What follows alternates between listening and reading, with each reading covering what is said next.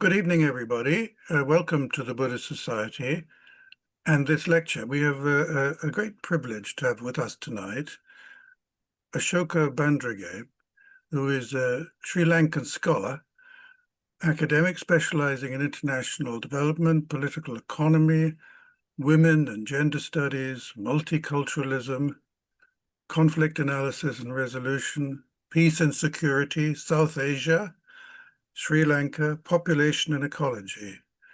And she's headed the Women's Studies program at Mount Holyoke College and also taught at institutions including Georgetown University's Public Policy Institute in Washington, D.C.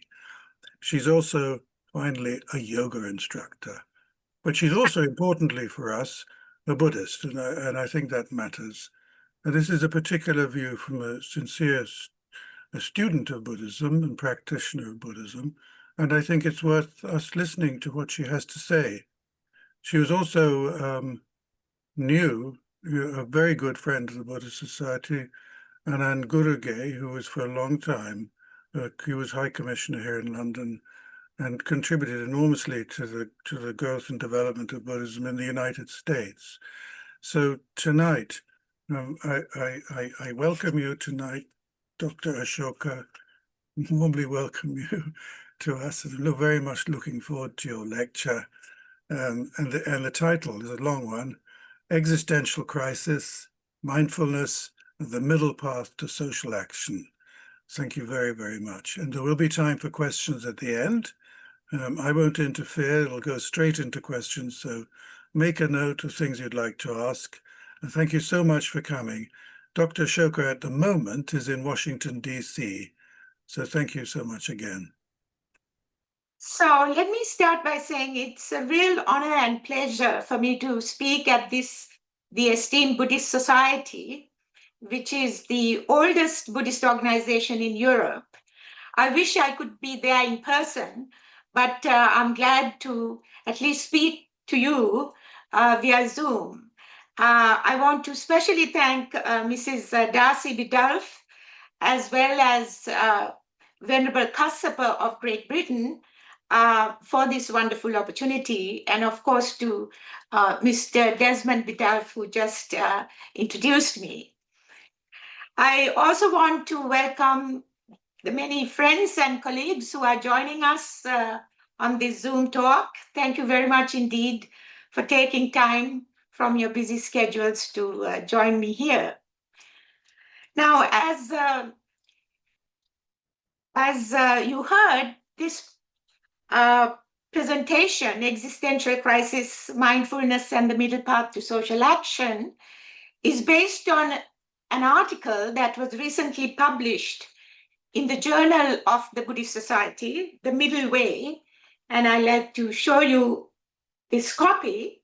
And it's a very beautiful issue, very inspiring one, with articles from His Holiness the Dalai Lama, as well as an article on Asoka the Emperor, the great emperor, by Mr. Desmond Biddulph. So if you get a chance, do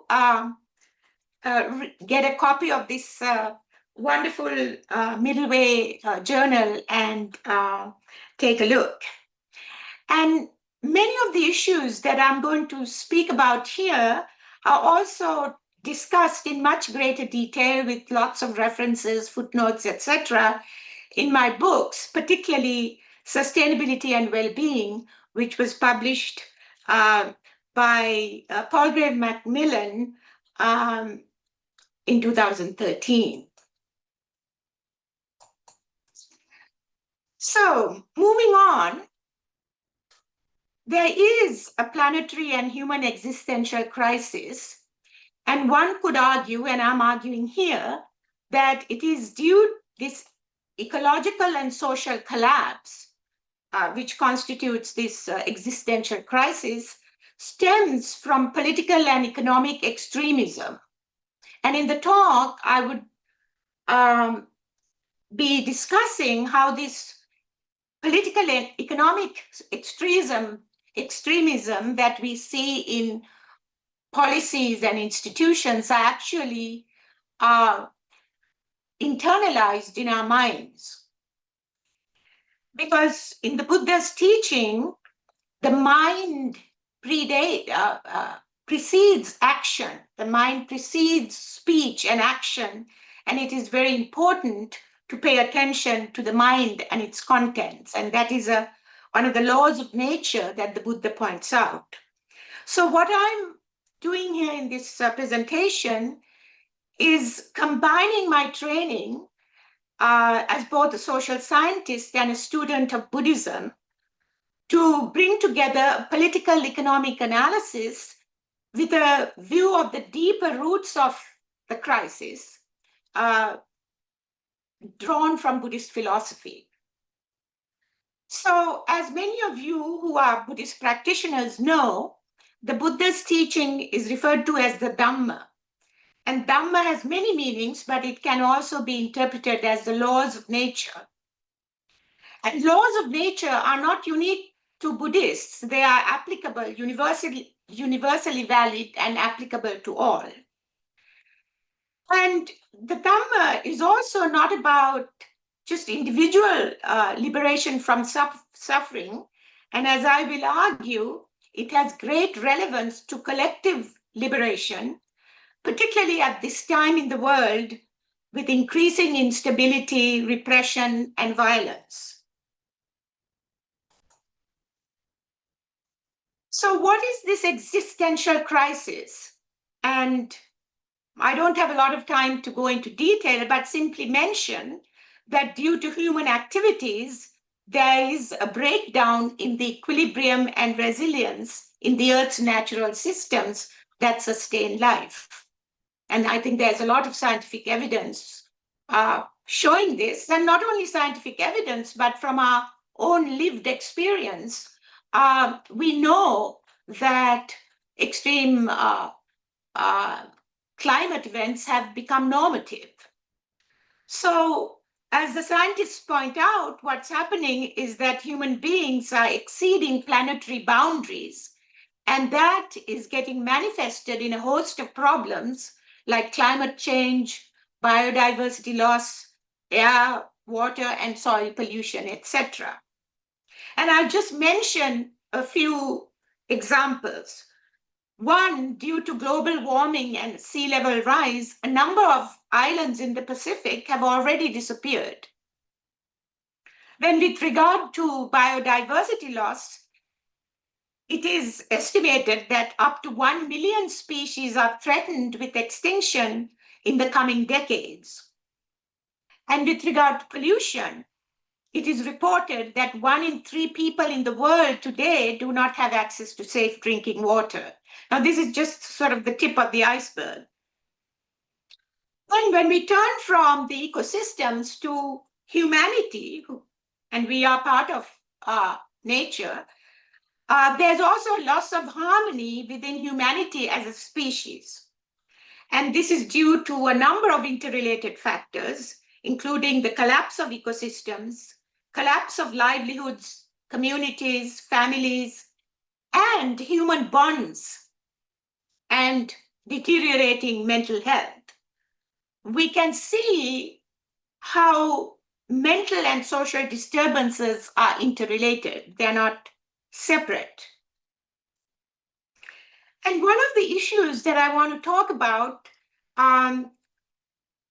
with regard to social collapse and political and economic extremism is inequality, widening social and economic inequality in the world within the so-called human family. Now, many countries, particularly in the global south, are burdened with sovereign debt and poverty. This is widespread. And these countries and people, especially the nation states, have to spend much of their revenue on interest payments to international creditors, rather than providing essential services like health and education that the populations need. Now, I've discussed this in great detail in my book, Crisis in Sri Lanka and the World, which was published by De Gruyter in 2023. So what I do in that book is to show how the global financial architecture and increasing inequality feeds into the poverty of larger and larger groups of people around the world. Now, it is well known that there's a concentration of wealth in the hands of a few global corporations and billionaires, and that concentration is deepening. For example, Oxfam, a well-known NGO, I think they're based in London, points out that currently the richest 1% of people in the world controls more wealth than the bottom 95% put together. Oxfam also shows that the global 1% enjoyed roughly 34 trillion trillion worth of wealth increase since 2015, and that amount would be enough to eliminate annual poverty around the world 22 times over. So the wealthiest individuals are able to maintain the status quo and further enhance their position through funding politicians, the media, charity organizations, NGOs, etc. And I don't have to go into details here because I think that is known to many people and it's also documented. But what happens is many of these dominant interest groups are promoting identity and party politics, which exacerbate ethno-religious ideologies and differences, inciting strife and violence. It also diverts public attention away from this existential crisis and preventing people from coming together across social class and other divides to face these common crises of environmental social collapse that is challenging all of humanity. So in order to understand the underlying worldview that contributes to such an unequal and destructive situation, I'm exploring what is being called the dominator paradigm. So underlying the global environmental and global crisis is a worldview, a paradigm of domination which is built on dualistic thinking and othering. It is based on us versus them, equating the survival of the self with power over the other. So it is a system driven by separation, not unity, driven by competition, not cooperation, aggression, not compassion. I'm not saying that the opposing qualities of unity, compassion, cooperation don't exist.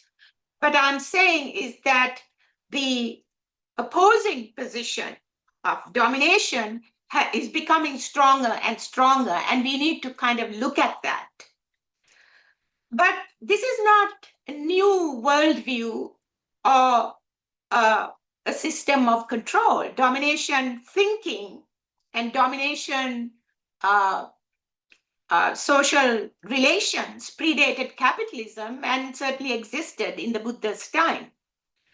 But what's happening today is that capitalist growth, especially under its current variant, neoliberalism, is being taken to an extreme level. And neoliberalism, which promotes corporate deregulation and privatization of the control of natural and other resources, has become sort of the dominant ideology and policy framework. So even going beyond neoliberalism, I think we have to look at capitalism as a mode of production and a social system. And as a mode of production and social system, it is built upon expanded reproduction, that it reproduces itself always in bigger ways, expanding into new areas. Now, this is very different, say, from the pre-capitalist hunter-gatherer tribal societies, which remained at the same level of technological development for much of history. It is said that 99% of our history as humanity was spent at the hunter-gatherer level, and it was static, it was stagnant.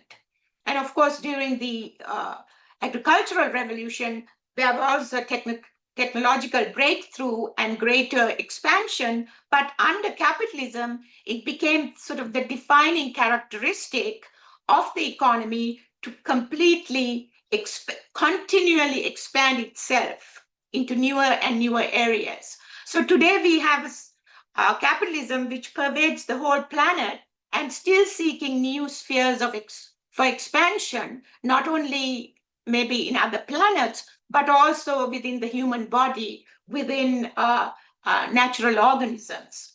So we could argue that today we have a monolithic system, a kind of economic fundamentalism pursuing growth and profit, and that there are no visible alternatives to that now.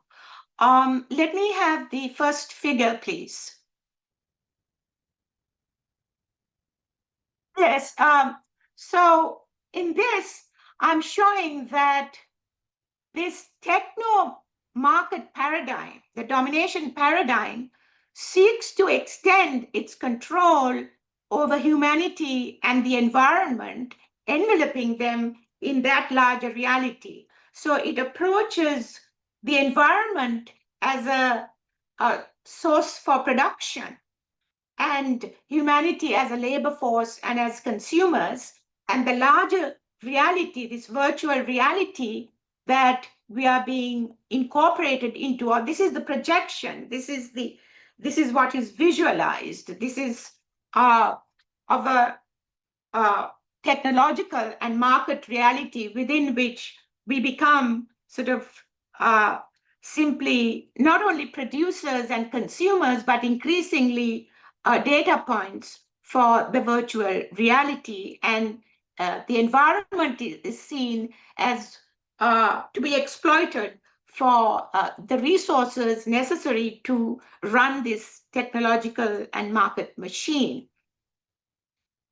Now, there is no question that the development of capitalism has brought forth great material advancement and improved the standards of living of people, and particularly in areas like health, it's been greatly appreciated. But at the same time, today, led by finance, capital, modern science, and technology, this economic system, without controls, without regulation, is dismantling the integration and equilibrium in nature, and while it's seeking to reintegrate and subsume society and environment under its control. So, for example, if we look at AI technologies, artificial intelligence technologies, we see that it is leading to mass surveillance, coercive control, and what some say algorithmic oppression. And ultimately, the control is maintained through massive buildup of militarism and the threat of nuclear weapons. There's also growing fear of the use of AI-powered autonomous weapons in the near future. So we have this situation of growth without limits, which is unraveling nature's equilibrium and exceeding planetary boundaries and limits. So we have a situation now with very little transparency, regulation, and accountability. And in fact, enterprise is creating what can be called negative use values, that is, services that are detrimental to human and planetary health, such as fossil fuel combustion, deforestation, agricultural chemicals, and weapons of mass destruction production. These are continuing to thrive because of lack of regulation and accountability. Now, also the convergence of artificial intelligence and synthetic biology is engineering more and more artificially created forms of plants and animals. And some even argue that in the near future, there will be more lab-created forms of plants and animals rather than those found in nature.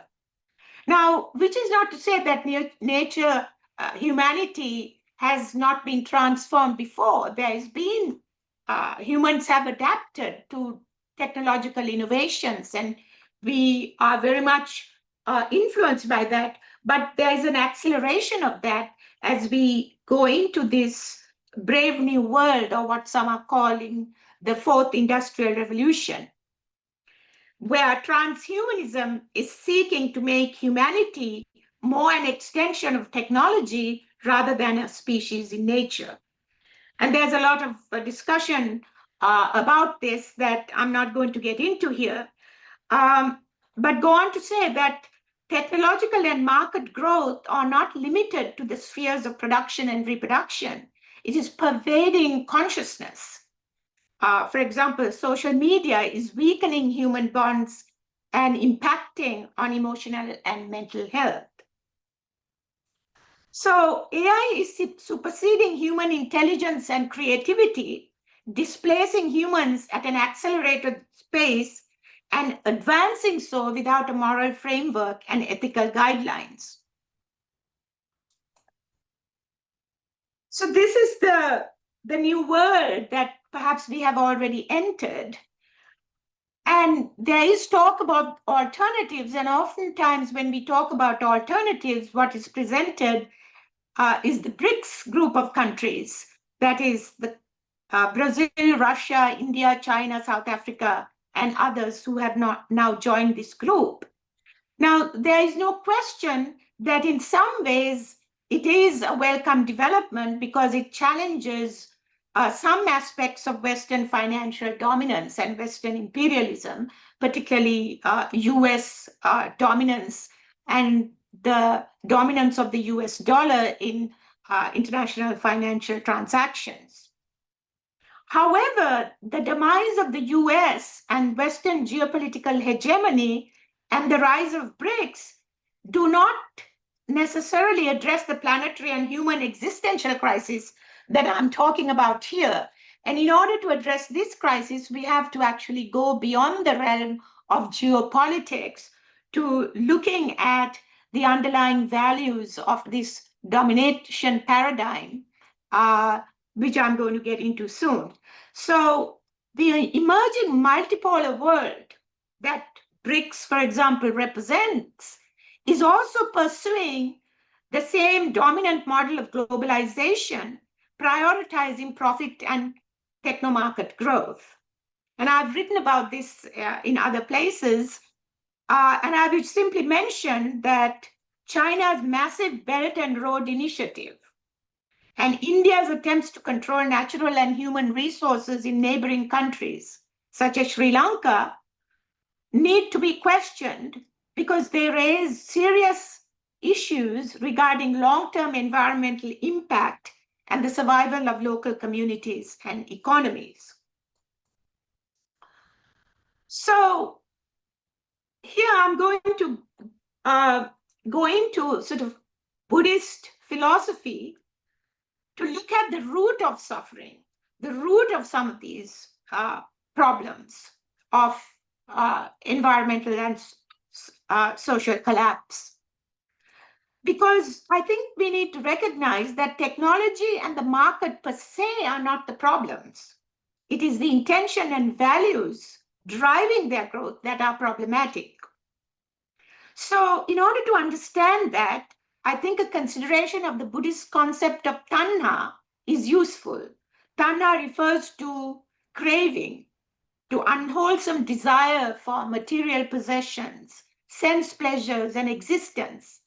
That is a kind of a craving that can never be fully satisfied, is the root of suffering according to the Buddha's teachings.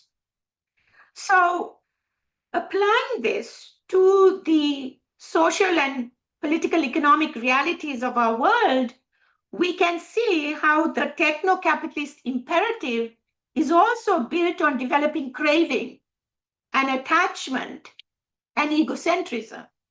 It assumes that individual and social well-being inevitably increase with craving, material growth, and consumption.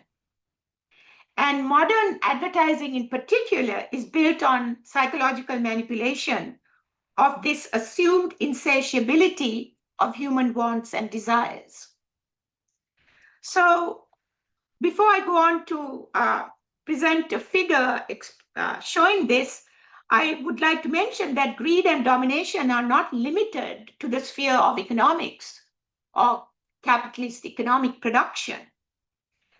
The greed and domination prevail in the political and ideological spheres, and we can see extreme cases now involving the complete annihilation of the other, which is the domination paradigm taken to its logical extreme, where the self feels that it cannot survive without complete annihilation of the other. I guess we can see that in the ongoing genocide in Gaza and the recent killing of the conservative activist Charlie Kirk in the United States, which has led to, mass ramifications in the society. So may I see the second figure here, please? Yeah, so what this figure that I came up with shows is that the assumption is of the domination paradigm, of the dominant model of political and economic development is that the more craving, the more consumption there is, the greater individual as well as collective happiness and well-being. So the whole system is actually incentivizing people to crave more. The whole advertising industry is built on that. So it is insatiable growth that the economic system is built on requires insatiable craving on the part of consumers. And it is seen as a sort of a normative condition with constant expansion, constant production of new goods and services, and it is material consumption. There is no emphasis on different types of growth. I mean, there could be ethical growth, spiritual growth, but that's not what is emphasized in the dominant model. So it is also helpful here to talk about the three poisons of the mind that the Buddha talked about in understanding this insatiable growth. And he referred to greed, raga, aversion, dosa, and ignorance, moha. And raga is very much connected to craving. And today, these mind attributes are institutionalized at the societal levels, as we can see in policies and institutions promoting extreme inequality, fear, militarism, and disinformation. According to the Buddha's teaching, greed stems from a belief that external things can bring lasting happiness. So there is an emphasis on sort of acquiring possessions and services externally. And hatred often arises when greed-driven desires are thwarted. Actually, greed and hatred, craving and aversion are two sides of the same coin, as many who are students of Buddhism know. They are very much interrelated. And delusion or ignorance stems from a fundamental misunderstanding of the reality of life or the laws of nature. So what are the laws of nature? And I will simply mention some here. The fundamental realities expounded in the Buddha's explanation of the law of cause and effect, which is referred to as dependent co-arising, the arising and passing of all conditioned phenomena all the time. So a fundamental law of nature is impermanence, the impermanence of all mental and physical phenomena, anicca. And another is a lack of a permanent, fixed, and separate self, anatta. So the assumption underlying the dominant worldview that cultivation of greed and craving inevitably leads to individual and social progress and happiness is mistaken. This is quite evident in the widespread mental disorders and unhappiness, especially in the Western world, and of course, around the world for that matter.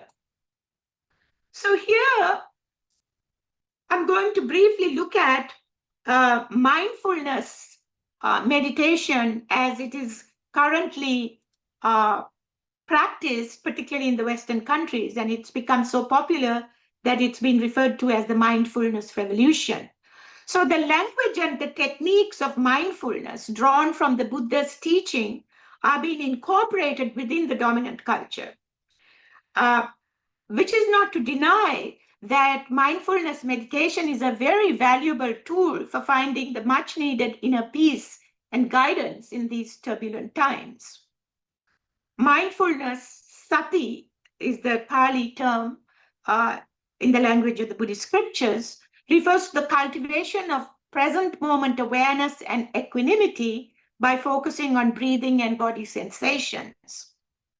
Mindfulness practice helps develop greater sensitivity to the realities of impermanence, of arising and passing, suffering, and the interdependence of life. I mean, this has been the experience of many hundreds of thousands of meditators around the world.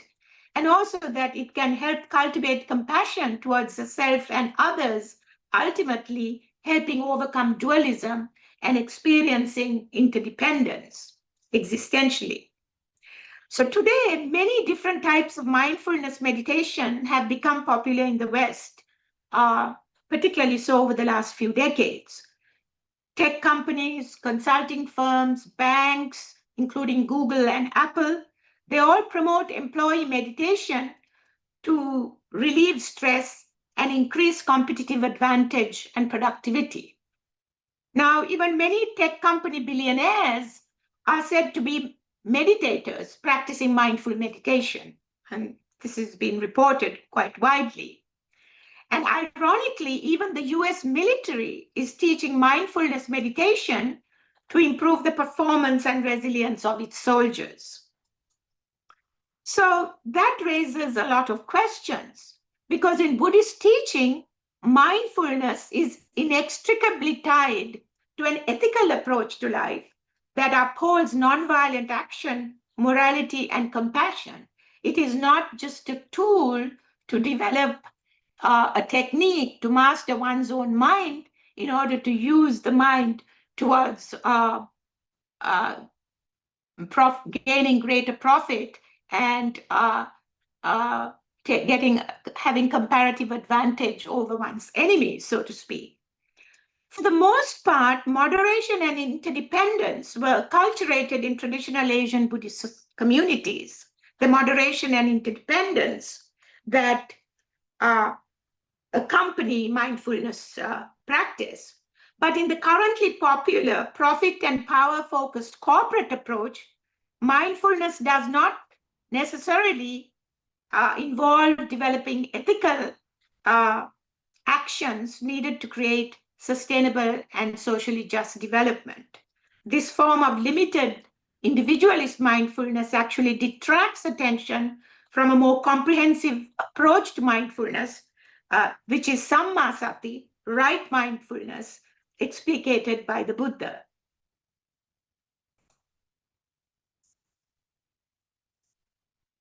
So how can mindfulness then become a guide to overcoming the contemporary existential crisis rather than simply serve as a technique to uphold the collapsing status quo? In order to do that, mindfulness has to be seen as one aspect of the comprehensive path to liberation known as the Noble Eightfold Path, which I'm sure many of you are very familiar with. I don't need to discuss, but simply mention the other aspects of the Noble Eightfold Path: right view, right thought, right speech, right action, right livelihood, right effort, right mindfulness, and right concentration. That is, right mindfulness is to be practiced in conjunction with morality and wisdom. It cannot be extricated from these other aspects of the Noble Eightfold Path in a fragmented way as it is done currently. And one thing that I also need to mention is that the Eightfold Noble Path is in turn part of the Four Noble Truths, which is the foundation of Buddhist philosophy. And all the different traditions of Buddhism adhere to this, the Four Noble Truths, as the foundation of the Buddhist teaching. And again, here I will simply mention them. First one, as you know, being the reality of suffering, dukkha. Second, cause of suffering, which is craving and attachment, ending of suffering, nirvana. And the fourth, the path to the ending of suffering, the Noble Eightfold Path. So liberation from suffering at both the individual and societal levels lies in weakening tanha, which is the cause of suffering, the craving, through a practice of mindfulness and wisdom, and morality like nonviolence, honesty, and generosity. Now, I also want to mention that Buddhist philosophy shares some of these core moral precepts with other major world religions. So it is not unique to Buddhism. This call for morality, nonviolence, honesty, generosity in human interactions. The common human search for meaning and ethical behavior needs to be has to be encouraged to address the existential crisis, which is one of the motivations for my doing this work as well. So the middle path, the Noble Eightfold Path, is also referred to as the middle path, and it was developed by the Buddha based on his own life experiences. And I'm sure you know the story of the Buddha's life. First, as an heir to a royal throne, he indulged in extreme sensual pleasures. And later, in his quest for spiritual liberation, he practiced self-mortification. But then he came to discover that neither overindulgence nor self-denial resulted in true inner harmony. So he promoted the middle way, or the middle path, as the path to human liberation. So just a few words about the middle path. It is not simply a compromise between extremes, but a principled ethical way which rises above the extremes, and it's a path of peace rather than violence.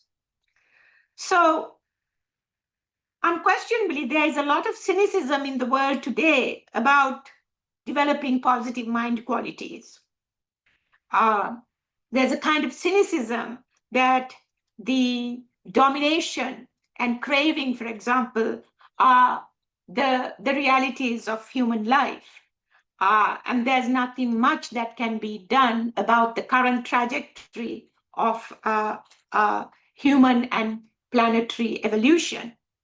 But in saying so, we should not forget that without altruism, compassion, and cooperation, human society would not have evolved historically. These were stronger than the forces of separation, domination, and egoism. And they have to be consciously developed. Conscious generation of positive qualities are essential for the survival of humanity as a species. And as the Buddha said, mind precedes action, and mind precedes social transformation. So moving on to social engagement. Socially engaged Buddhism has become a popular terminology within Buddhist circles, but it is not an entirely new construct. The Buddha was not simply a recluse meditating in the forest, as is thought by some people. He played a revolutionary role within the highly stratified Brahmanical society by opening the community to people from all walks of life, from social classes, castes, and also women. he included them, whereas they were not included in the stratified Brahmanical society, particularly in terms of the search for spiritual liberation. The Buddha also gave detailed guidance to people on how to conduct their familial and work relationships and how to apply the principles of the middle path to daily life. That it is not something that is developed in isolation, but in the process of living. So there's an emphasis in the middle path on the importance of processes and the means employed to achieve ends rather than on the goals and ends themselves. There's an emphasis on the here and the now, the current moment, which is all that we have, some not control, but some connection to, not the past or the future. And hence also the focus of mindfulness meditation on the breath of the arising and passing, which is constant. So while the Buddha's middle path is typically applied to individual transformation, as I've tried to show, it has much relevance and applicability to social and global transformation. It is a path that avoids extremes, whether they be political, economic, or ideological. And it is a principled approach to balance, openness, patience, and perseverance, both in one's individual life and our life as a collective human community. And again, I want to emphasize that the use of sectarian terms like Buddhist is not important. What is important is the universal significance of the middle path approach to both individual and collective well-being. And that should not be overlooked, particularly at this time of extreme political polarization, particularly in the United States. So in some of my earlier work, I've paid more attention to the application of the middle path in the sphere of economics rather than, say, geopolitics. So to address the existential crisis of ecological and social collapse, the extremism of the global economic system has to be transformed, because we don't really even question this monolithic economic system, which has almost become fundamentalist without alternatives. We take it for granted. Like Margaret Thatcher said, there is no alternative. But that is not the case. The middle path does not advocate a return to economic stagnation that characterized tribal societies, or complete abandonment of economic and technological innovation and growth. The objective is to find a middle path to survival that utilizes natural resources while respecting environmental sustainability. The other is to find a path to the distribution of wealth, avoiding the poverty of the majority on the one hand and extreme concentration of wealth in the hands of a tiny minority on the other. So let me see the middle path equilibrium curve, the third figure, please. Yeah, here I have adapted the middle path equilibrium from the work of other scholars, which shows that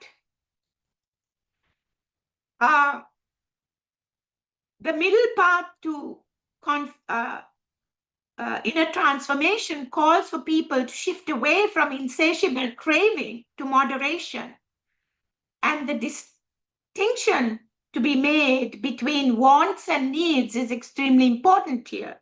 Yes, people have basic human needs that need to be met, particularly the basic needs of the vast majority of the people who are poverty-stricken and who don't have access to food, clean drinking water, education, healthcare, so on and so forth. So there needs to be needs, and everyone's needs have to be met.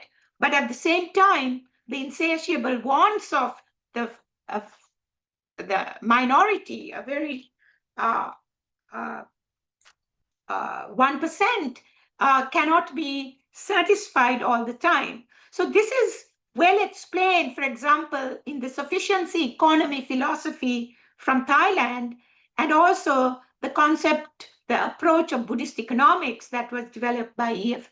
Schumacher. So if you look at the middle path equilibrium curve, it shows that optimal material and spiritual well-being lies neither in the extreme deprivation nor in excessive wealth, but in a balanced middle ground. So this is very different from the linear consumption and well-being projection of the dominant paradigm that I showed you in figure 2. The middle path points out that after a certain point, increasing material consumption and resource use actually begins to decrease happiness and well-being. So simply gorging on material possessions and services and so on doesn't necessarily increase one's happiness. And I think there are plenty of examples of that, and we are all familiar with that. Although it's become very difficult for people to extricate themselves from that dominant thinking and that pattern of living. In other words, optimum individual and social well-being results from balanced and shared consumption of resources and goods. Social harmony can prevail with greater sharing of wealth and resources rather than continuing the extremes of concentration and deprivation. So the challenge is how to apply this to social policy making. So the transition that is needed is not just in consumption, because we can't just tell consumers, oh, you should now only consume what is absolutely essential and necessary and give up everything else, because of the way the society and the economy is structured with constant innovation. People don't have all control over what they consume. They have to constantly keep adapting to the latest technology and the software on their computer, et cetera. So a transition from unchecked growth to sustainable development also requires not only a change in thinking in the worldview of what it means to be human and what we need, but also in changes of ownership structures, production technologies, renewable sources of energy, and distribution and methods of communication and systems. So this can only be achieved by integrating ethical, social, and ecological criteria into economic decision-making at the start, rather than after ecological and social problems have already taken place, which is now our current situation. So in this era of unquestioned globalization and export-import economies, Buddhist economics and ecological economics, advocating things like small is beautiful, which E.F. Schumacher promoted, are not taken very seriously. Community-centered economics, bioregionalism, advocating for local control of resources, food sovereignty, that are more compatible with environmental sustainability and social justice are not given much attention. Although there are still many groups around the world seeking to follow a middle path that is more conducive to the preservation of the intricate web of ecosystems than all the global supply chains, agribusiness, and transnational corporate dominance. But the groups like farmers, for example, in Global South, who are still trying to protect their natural seed varieties and refrain from overusing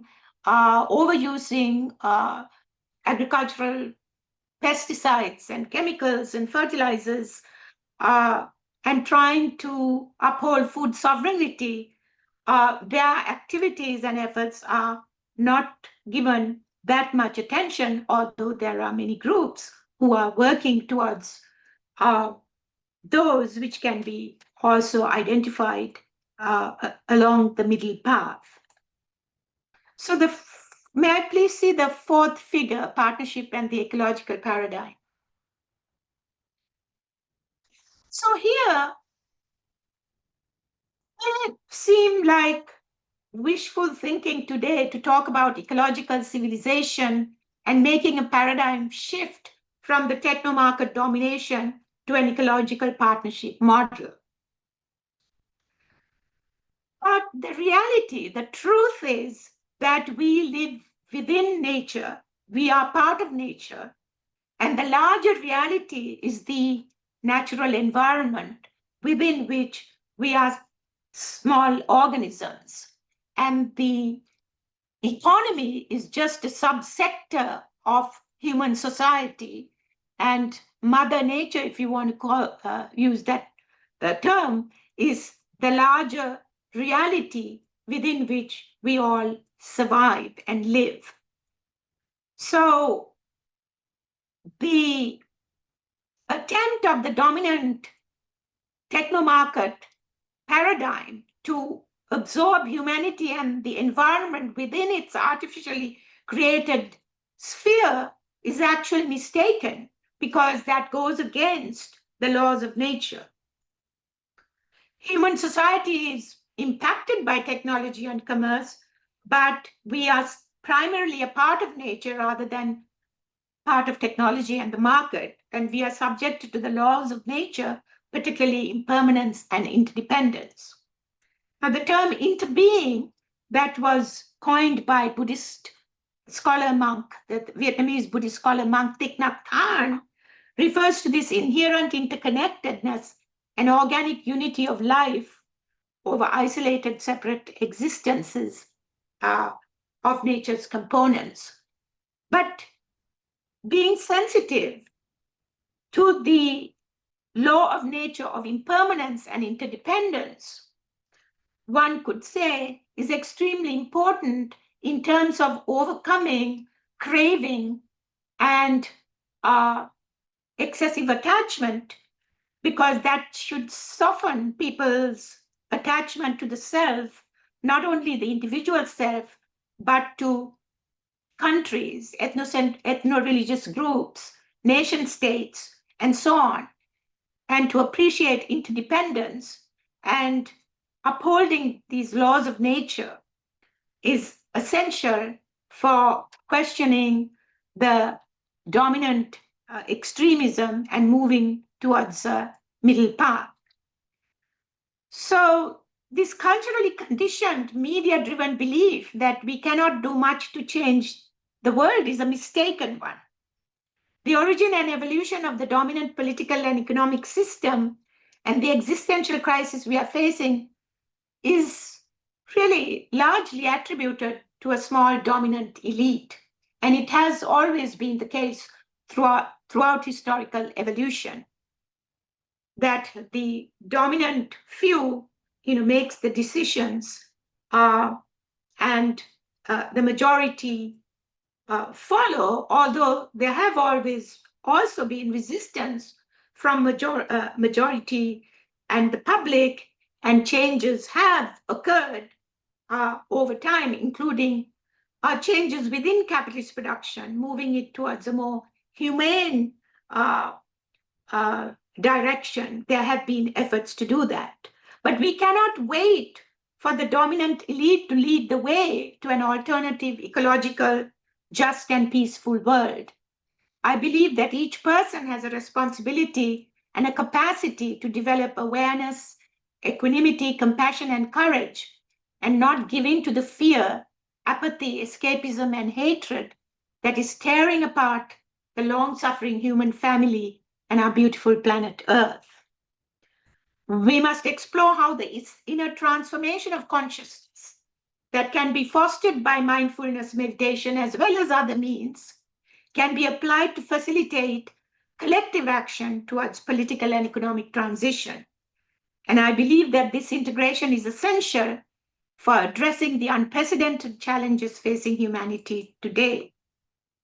And I will end my talk by mentioning the loving kindness discourse, the Karaniya Metta Sutta of the Buddha, which can be used to show that in our fractured world, What we need primarily is a shift of the human heart from greed, hatred, and delusion to one of generosity, compassion, and wisdom.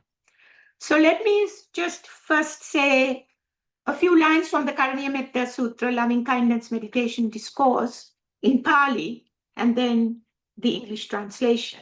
So, Sabbe Satta Bhavantu Sukhitatta Mata Yata Niyam Puttang Ayusa Eka Putta Manurakke Evam Pisabba Bhutesu Manasambhavaye Aparimana Mettancha Sabba Lokasmin Manasambhavaye Aparimana Uddang Adocha Tiriyancha Asambadang Averang Asapatta. May all beings be happy and secure. May their minds be contented. Just as a mother would protect her only child, even at the risk of her own life, even so, let one cultivate a boundless heart towards all beings. Let one's thoughts of boundless love pervade the whole world, above, below, and across, without any obstruction, without any hatred, without any enmity. Thank you. Dr. Asoka, can I thank you very, very much for a wonderful evening, very educating. It's really helpful to us all, I think, certainly for me, and it's wonderful to welcome you here to the Society, and I hope we meet again. Hope you can give us another talk. Thank you. Thank you so much. I'm really, really honored, and it was a pleasure, and I hope to meet you all in person in London in the near future. And good luck in Washington. Thank you.